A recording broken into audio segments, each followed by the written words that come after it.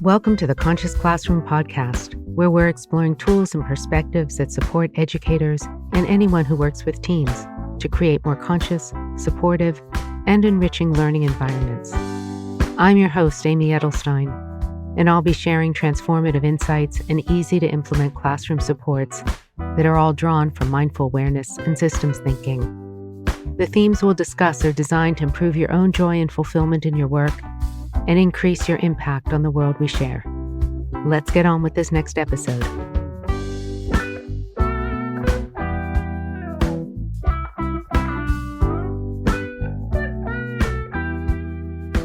Hello, welcome to the Conscious Classroom podcast.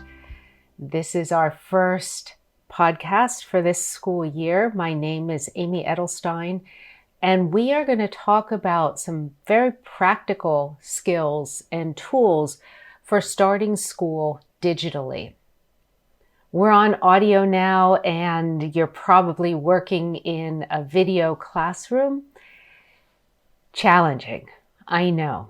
So let's take a moment, pull our chairs closer in a metaphorical sense, and lean in so we can work together to help figure out how to create community, to build shared agreements, to break the ice, and to lighten up the atmosphere as we begin school in a virtual environment.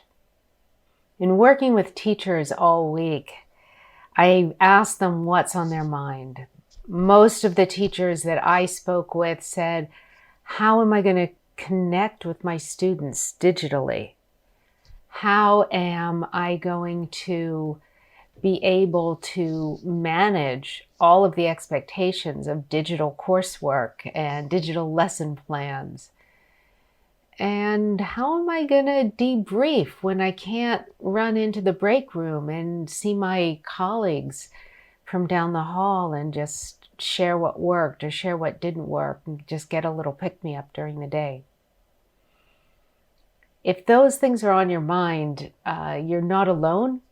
And we're going to, over the course of this year, share as many tools as possible to really create not just the best possible environment we can do with the limitations we have, but something extraordinary, something unexpected, something that taps into our creativity and our shared human desire for connection, for being together, for supporting each other. Let's start with a short gratitude practice. You can start your school year this way with your students. You can start your school days this way with yourself as you sit down in front of your computer and get ready to log on. Take your seat. Notice your weight on the chair. Notice where your hands are touching. Are your hands clasped together? Can you feel the warmth of finger on finger? Are they resting on your thighs? Can you feel the smoothness of your clothes underneath your palms?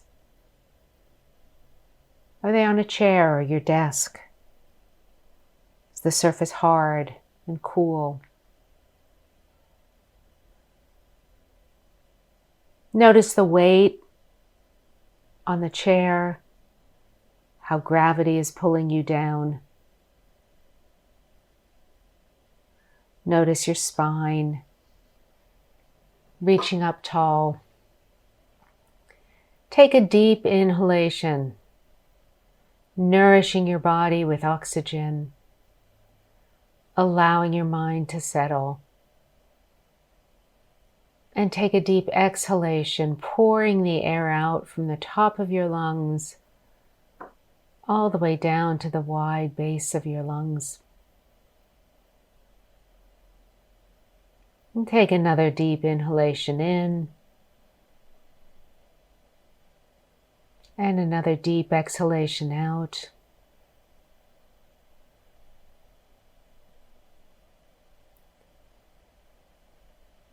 Now think of 3 small things that you appreciated today, just today.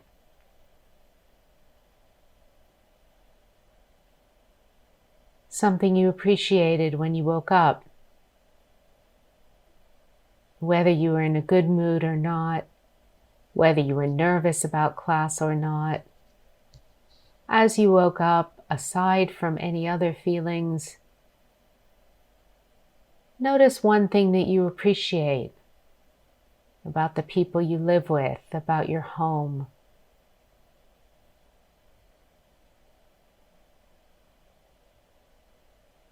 About the space around you.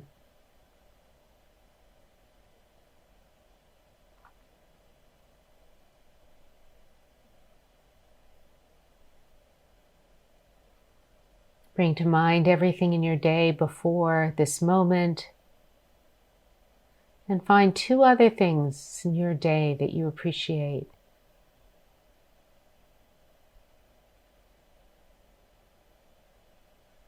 Notice if just searching for those things brings a little smile to your face.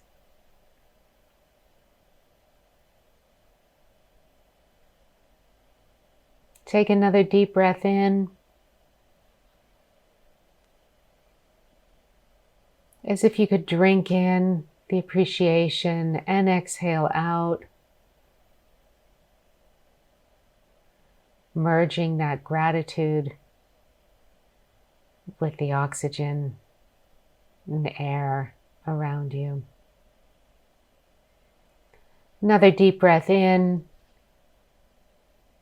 taking in that sense of gratitude, that appreciation, those little bits of joy. And exhaling that appreciation, gratitude, and joy out. Just filling the little environment just around you with that sense of thanks and well-being.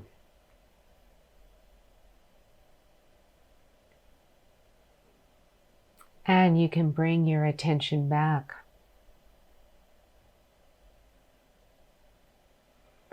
Notice how just a very short little practice like that shifts your attention from bigger problems that you may have to the little opportunities for gratitude that always exist in our day if we look for them. And if we don't insist that they have to be the biggest part of our experience, we just have to notice that they're there, welcome them, and appreciate them.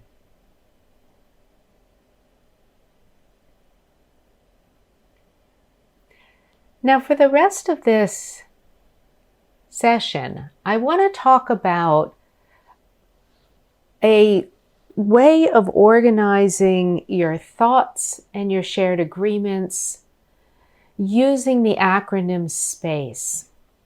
These are orienting principles for yourself and for your students. They're actions that you can use. They're also attitudes that you can have your students discuss. And I've found that this acronym works really well. It's easy to remember, and it really connects with our mindfulness practice of creating space, creating objectivity, creating room to see the positive that we may have overlooked. So S stands for setting the space. So what does that mean to set the space? So it means that we are intentionally creating the environment around us. You do that in your physical classroom with the colors, with the pictures you put on the wall, with the reminders, with the inspirational posters. You're always setting the space in a physical classroom. Doing that in a virtual classroom takes a little bit more effort. You can still do it with your wallpaper or your background or some slides that you show. You can also do it in your attitude. Welcoming the students to class, even though it's virtual. Welcome to class. Good to see you. I hope you had a good morning. I'm glad you're here. setting the space with ease. If students are looking a little bit confused, distracted, overwhelmed, say, allow yourself to arrive. Just like we're in school and you stumble down the hall and you grab books from your locker and it takes a moment to settle. Take a moment to settle now. We're here, we're all together, and we're all focused on the same thing.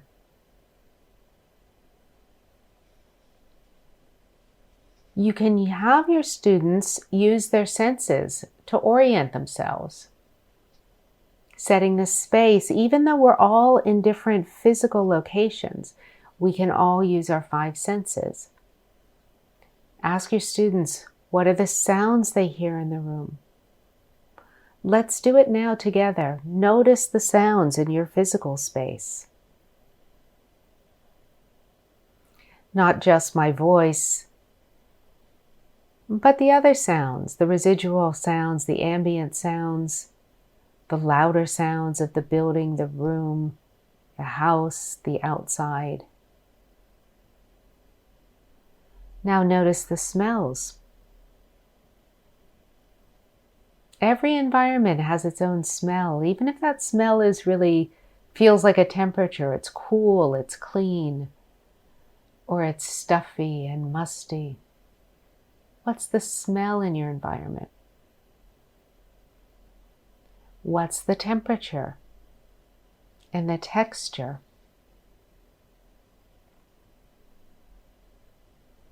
And now notice one object whose shape you find pleasing or whose color you find pleasing. Just scan around your room. Notice that object that captures your eye.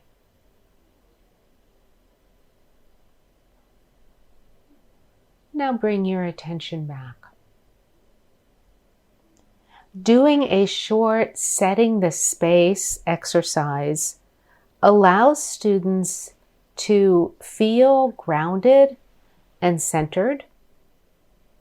Even though they're in separate environments, it allows them to all do an activity where they're using their senses, using the same senses. You can share together. You can put students in groups to share what they noticed, or you can simply move on, allowing that space, setting the space to be an orienting touchstone for the start of a lesson. The second principle for setting space, for our space classroom orienting principles, is participation with curiosity. So we want to be aware of our surroundings, we want to be anchored in our surroundings, and then we want to participate together and with each other with curiosity. Asking the students, what did you notice about your experience?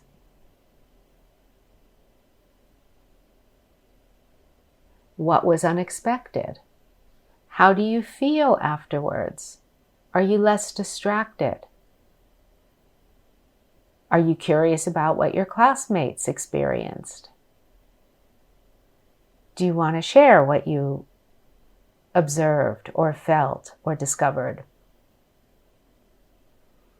The attitude of participation with curiosity asks the students to be engaged with their experience. You can have all of them chat. Easy to do, easier than in a classroom getting them all to talk at once, but they can all type in one interesting thing they noticed about that little exercise. So you're setting the tone, you're creating the environment for curiosity and for learning, not for passive listening and consuming. Our job as educators is to inspire and ignite curiosity. And with the digital medium, we want to encourage that even more than we might in a physical classroom, knowing that watching a screen can lead to passivity. So you want to invite that. Get all your students to chat.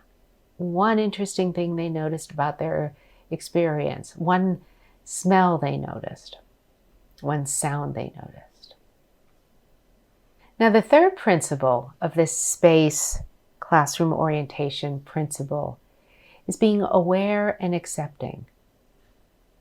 So we're actively paying attention to our experience. You're inviting the students to pay attention to their experience.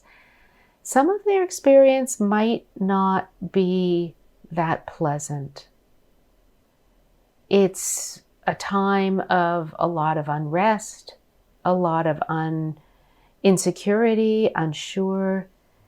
Students are unsure of how to navigate, how to move forward.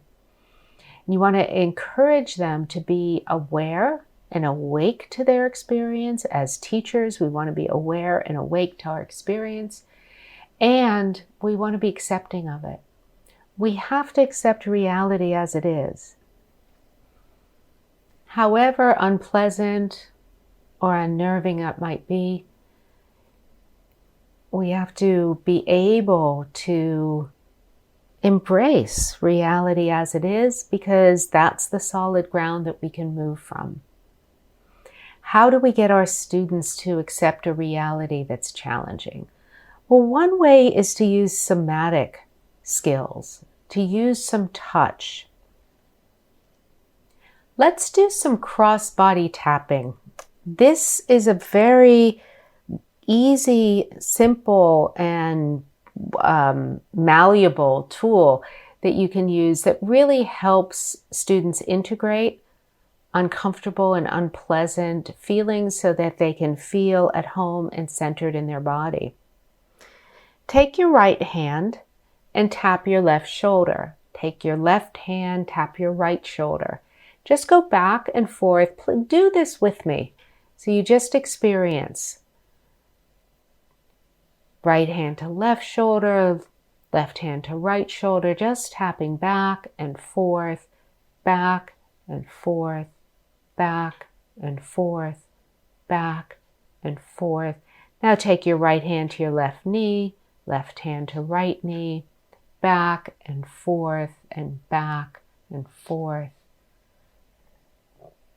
With your students, you can do this for a good minute, crossing the body and tapping. You can tap to your elbows, right hand to left elbow. You can tap to your knees, tap to your feet, tap across your back. Gentle swaying, cross-body touching. You'll help the students calm, center, and integrate without needing to do any explanation. Just a gentle movement. That kind of movement also really helps just activate and stimulate the encourage awakeness in your students. We all get tired when we're on endless video calls, and they do too. A little bit of movement, integrating a little bit of movement like that, helping students to be aware, helping students to integrate and accept.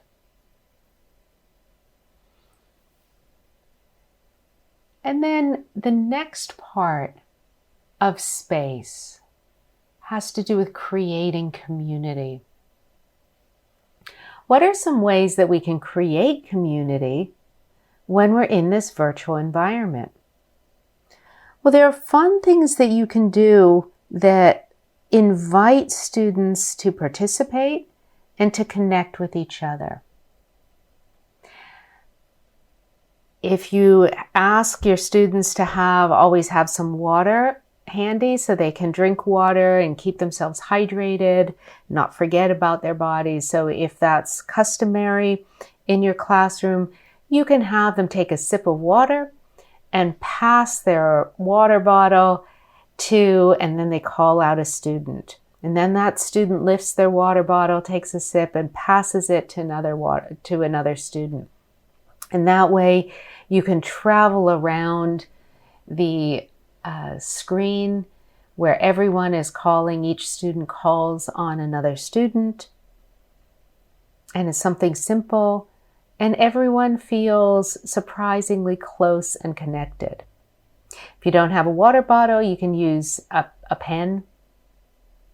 Pass your pen and invite the students to pass one to the next until each student has been called on. Now, it usually happens about halfway through as everyone forgets who's been called on and who hasn't. So you can ask the students, anyone who hasn't been, received the water bottle yet, type their name in the chat, and then the next student up can pass to you. So these are just little simple tools, but they really work. Creating community in a virtual world is something we all have to learn together.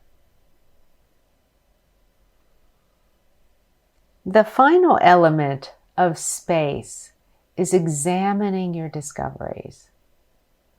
And this is something that you're, as a teacher, always getting your students to do, inviting them to engage with whatever subject matter it is, whether it's literature or history, mathematics or science. What have they discovered? So with social emotional learning and a focus on mindful awareness, invite your students to examine not just the subject matter that they're learning, but the quality of their experience. So examine, when you first came to class, what was your experience? In the middle of class, did your experience change? At the end of class, how did you feel? Do you need to get up and shake your body? Do you need to do a 5-minute dance it out in place? Do you need a drink of water? Do you need to stretch your eyes? What do you notice about your experience? Did you get to discuss something or chat with a student that you had never met before? What did you learn about yourself? Invite them to have a very small self-reflection journal so that it's their own discovery notebook. It's their own insights. It's not just the place where they take notes in your classroom, but it's where they are able to record and start developing that sense of being a scientist of their experience, looking for discoveries, looking for newness, looking for gratitude. You can give them a sentence stem to complete. Today, I discovered I was grateful for, and have them finish the sentence stem.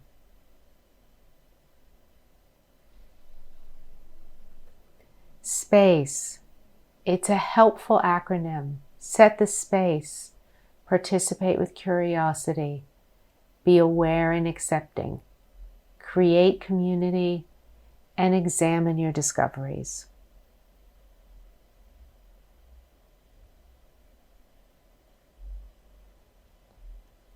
Let's do a short closing mindfulness practice.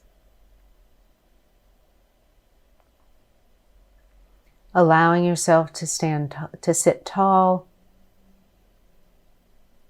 your spine tall, head balancing at the top of your neck. Feel your own weight. Feel your own weight as the wealth and riches of your life's experience. Feel a treasure chest of inner understandings, insights, and care.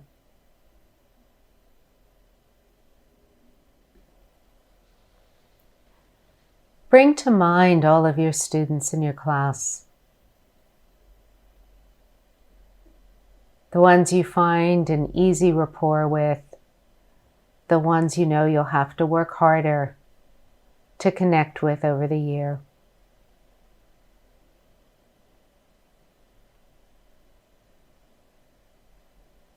Take a deep breath in and exhale.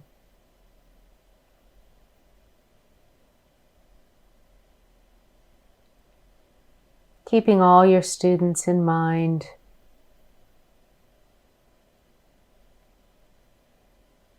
Appreciating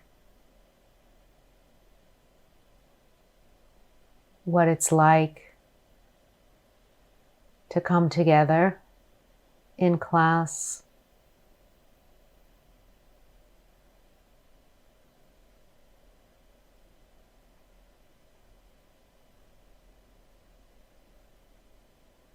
And extend these wishes to all your students as a whole.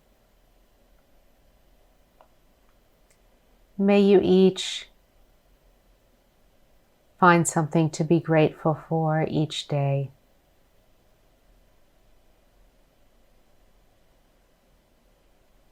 May you each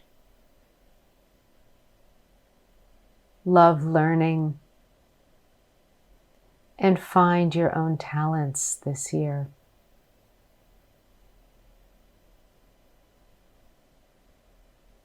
May you each feel safe and welcome in my class.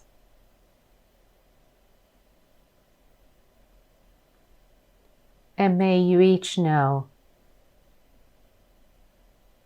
that you're respected and valued and cared for.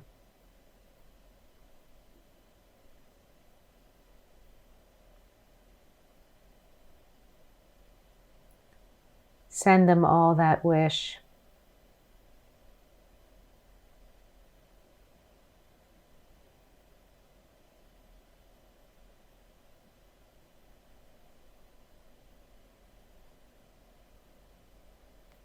And now bring yourself to mind.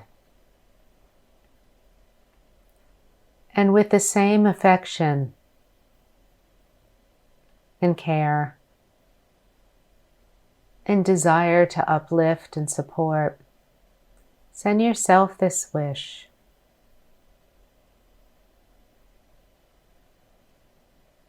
May I be at ease with the challenges.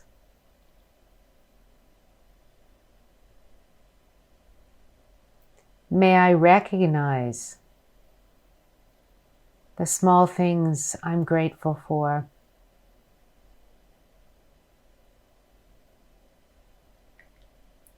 May I experience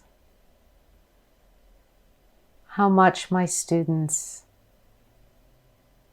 trust and care.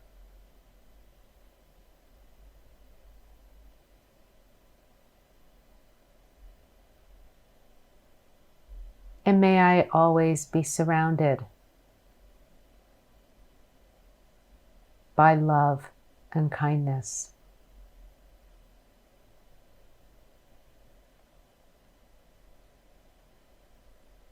Send yourself those wishes.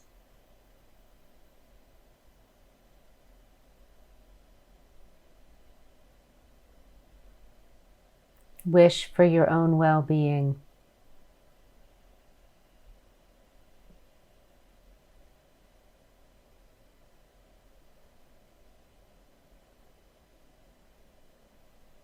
Allow affection and appreciation to fill you with lightness, energy, and ease.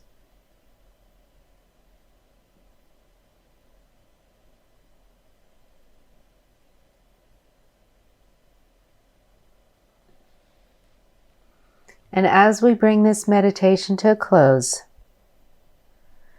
know that I'm here to support you through the school year. Don't forget to subscribe to the podcast series. I'm going to be broadcasting as frequently as I can with very specific tools and practices to help all of us be the best educators we can possibly be, and to bring as much joy into the world and into our own lives as we possibly can. Be well, take care, and I look forward to talking with you next time. Thank you for listening to The Conscious Classroom. I'm your host, Amy Edelstein. Please check out the show notes on innerstrengthfoundation.net for links and more information. And if you enjoyed this podcast, please share it with a friend and pass the love on. See you next time.